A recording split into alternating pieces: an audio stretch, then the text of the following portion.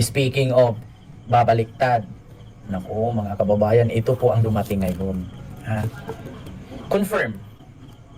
Mga kababayan, confirm po na si Orly Gutesa ay babaliktad na. At talaga naman po mga kababayan, magtago ka na, Mike Defensor at Marcoleta. Di ba? Magtago ka na, Mike Defensor at Marcoleta. Kasi mismo mga kababayan, hindi po tayo fake news. Ha? According po sa nakuha nating video, mga kababayan, meron daw pong video, si Orly Gutesa na nagsasalita na pinangakuhan daw siya ni Bulldog, at ni Defensor na kada salita babayaran siya. Naku, patay. Patay si Marcoleta at si Mike Defensor niyan, mga kababayan. Pakinggan ninyo. Alam niyo po, ang kinakaawa ko, naintindihan ko, si Sergeant Gutesa, napapirma na po nila ng affidavit. Umatras na, iniba na ang kwento. Ang sabi niya, si Defensor at si Marcoleta ay babayaran daw siya sa kanyang sasabihin. Binidyo si Sergeant Gutesa, pero hindi po ko galit. Kahit nabaguhin niya kwento, naintindihan ko. Siyang Dahil stress. pag ang pamilya mo, ang asawa mo, ang mga anak mo, ang tinakot, naintindihan ko, Sergeant Gutesa, huwag kang mag-alala, naintindihan ka ng sambayan ng Pilipino. Ano? Ang aking apila sa mga nagkukulong sa kanya, pakawalan niyo naman po yung tao. Hindi yan nakulong. Total naman, napapirma niyo na. Nagbago na ng salita. Total naman, na-video na niya. Na sinasabi, Bakit pakawalan yung tao? Mike Defensor.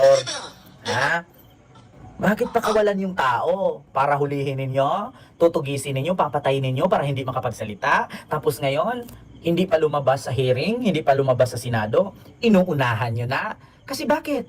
Stress ka na ba?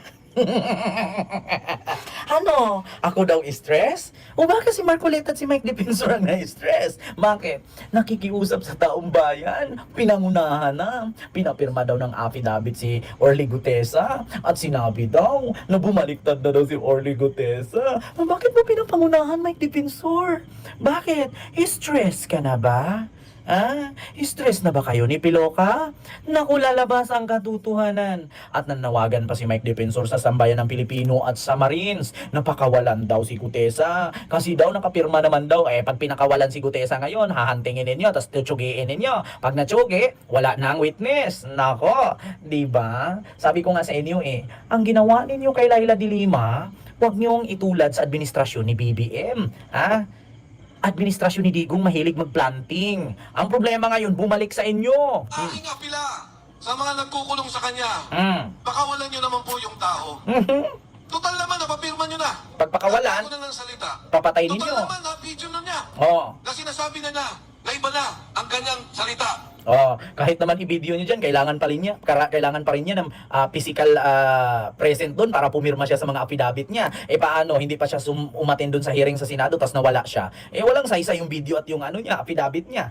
Di ba? Ayan na, mga kababayan, ang gigigil na. Iba ka talaga sa nanay mo. Nanay mo, napakatalino, napakabubo mo. Naku, kinakabahan na si Mike Defensor at si Marcoleta, mga kababayan. Bakit concern ka pa kay Defensor, kay Gutesa? Ano daw? Sabi naman Vanilla Ice, bakit concern ka pa? Defensor kay Gutesa. Concern talaga siya, ma'am. Pinakonsensya. Ang ginawa ni Mike Defensor dito, kinonsensya niya si Gutesa na naiintindihan ka namin kasi tinakot ka nga. Yung anak mo, yung asawa mo, tinututukan. Kaya ka napilitan na kumampi kay Romualdez. Kaya ka napilitan na mag-file ng affidavit at mag-video na ganito, ganyan. Di ba? Ang sabihin nyo, nai-stress na kayo dalawa ni Piloka. Kasi bakit? Kapag bumaliktad at lumabas... Hindi na siya nag-deliver kay Martin Romualdez. Pakawalan niyo na po yung tao. Dahil yung tao, hindi na kinabang kahit 5 sa kawalang yan, sa korupsyon na nakikita natin sa gobyerno. Yung kay Sergeant Gutesa, konsensya, nalulunod yung kanyang kamag-anakan. Yung mga kasama niyang sundalo, nalunod yung pamilya sa Bicol. Nabaha, nawalan ng negosyo, nawalan ng pangkabuhayan. Wow! Pero ni Cinco, hindi ang kumita. Hindi ang congressman, hindi ang senador, hindi ang contractor, hindi ang DPWH. Nag-deliver lang yan ng pera.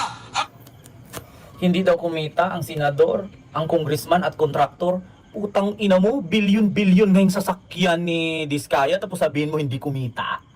Sinong niloloko mo, Mike Defensor? Hindi kumita ang congressman, ang senador, ang kontraktor. Putang ina mo, nakita mo yung sports car at luxury cars ni Diskaya na 80 piraso? Hindi kumita yon. Inumin mo, haluan mo ng kape, para mag-iba ang lasa. Tapos sasabihin mo ngayon, hindi kumita ang engineer, DPWH. Inumin mo, haluan mo ng Milo. Ano yung mga sinuli ni Bryce? Na mga relo at mga luxury cars and sports car, hindi kumita yon. Ina mo, buti na lang, hindi. Patay na ang nanay mo. Kung buhay yun, matagal ka nang hinabol ng Armalite nun. Diyos ko naman. My goodness. Kakampihan pa niya ang senador, hindi daw kumita. Mga congressman, mga kontraktor. Ano ka? Bungo lang? Ano ka? Nakapikit lang? 'Di ba? My God! Ang sabihin mo, stress na kayo. Ha? Naku, bumaliktad na mga kababayan. Konsensya sa nakikita niyang nakawan sa sambayan ng Pilipino. Wow! Mga kasama, kahapon lang, yung pamilya niya, inilipat na namin ang bahay dahil binabantayan din. Bakit? Dahil si Saldico, sinabi niya, totoo ang sinasabi ni Gutesa. Iyan ko! Diba? Tinututukan daw ang asawa. Ang pamilya daw, binabantayan daw nila. Kung ako sa'yo, Gutesa, yung asawa at anak mo, paalisin mo na yan sa tirahan mo. Delikado yan. Baka gagawin nilang yung anak at asawa mo, gawin nilang, tawag doon, collateral. Nako, mahirap yan. Oo. Sergeant Gutesa, ilayo mo na ang asawa at anak mo. Baka gawin nilang collateral yan sa'yo. Ihu-hostage nila yan. Kapag hindi ka kakampi sa kanila, yung asawa at anak mo ang gagamitin nila. Tapos ang pagbintangan nila dyan, si PBBM. Ang pagbintangan nila dyan, si Romualdez. Nako, gagawin nilang collateral yan. Ay nako, alam ko yung mga style na yan. Kahit sa TV lang ako nakapanood, nangyari din naman ang totoo. Nangyari din sa katotohanan yan sa TV, sa tunay na buhay. Nakita niyo yung wildflower ni Maha Salvador? Ganyan ang gagawin. Kaya kung ako sa iyo, Orly Gutesa, kung nanood ka sa akin ngayon, yung asawa at anak mo, ilayo mo na yan. Kasi gagamitin nila yung collateral damage sa'yo. Sasabihin nila yan, hello Gutesa. Andito kami ngayon sa asawa at anak mo. Ipagpatuloy mo yan. Kapalit yung buhay ng asawa at anak mo. Bakit ko nasabi yan? Ginawa na ni Bato yan. Idiin mo si Dilima. Pag hindi mo idiin, papatayin ka asawa at anak mo. Anong ginawa ni Kerwin Espinosa? Anong ginawa ni Kerwin Espinosa sa utos ni Bato? Na idiin si Dilima para hindi patayin ni Bato ang anak at asawa ni Kerwin Espinosa. Kasi pinatay na tatay niya. Katulad kay Kerwin Espinosa yan. Naku Gutesa, ilayo mo ang asawa at anak mo, huwag mong palapitan. Diyan sa mga yan. Ginawa na nila yan noon kay Dilima. Ginawa na nila yan noon kay Dilima. Ipitin, pilitin na si Kerwin. Ito ipakita ko sa inyo si Kerwin mismo nagsabi, galawang didiis. Galawang didiis yan. Ito mga kababayan. Ito. Tagilid natin kasi hindi lumalabas dito LED clock na hindi lang maganda, sobrang ganda. Ito mga kababayan. Dito tayo Bato. Pinilit. Ito mga kababayan. Si Kerwin para idiin si Dilima. Totoo yan. Itinuro ni Kerwin X. Espinosa na si Senador Ronald Bato de la Rosa ang nag-utos sa kanya na igawit si dating Senadora Laila de Lima sa Bilibid Drug Trade. Diba? Inaan daw yan ni De La Rosa sa pananakot. Bagay na maling itinanggi ni De La Rosa. Sinabi yan ni Espinosa sa kanyang pagharap sa Quad Committee ng Kamara ngayong araw. Nakatutok si Jonathan Andal. Ang mensahe ko sa daddy ko, di, kung saan ka man naroon, huwag mo kaming pabayaan, i-guide mo kami hanggat makuha ang hustisya ng iyong pagkamatay. Anong ginawa nila kay Kerwin Espinosa? Pinatay ang tatay na mayor. Para saan? Ipitin si Dilima at sabihin ni Kerwin na drug protector si Dilima para makulong. Sinong nag-utos? Si Bato.